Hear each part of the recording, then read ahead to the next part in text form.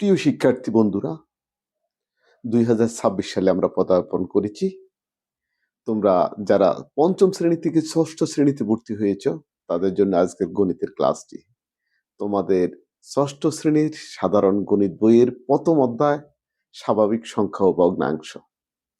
সংখ্যাটা কি, এই প্রসঙ্গে আজকে আমরা একটু কথা বলবো। আমরা সংখ্যা দিয়ে কি করি? আমরা সংখ্যা দিয়ে কোনো কিছু গণনা করি। আদিকাল থেকে মানুষ একদম, যখন মানুষ আদি যুগে ছিল, পাহাড়ের গুহায় বাস করতো, তখন থেকে কিন্তু গণনার কাজটি শুরু হয়। মানুষ তাদের গণনা করার জন্য এই সংখ্যা আবিষ্কার করে।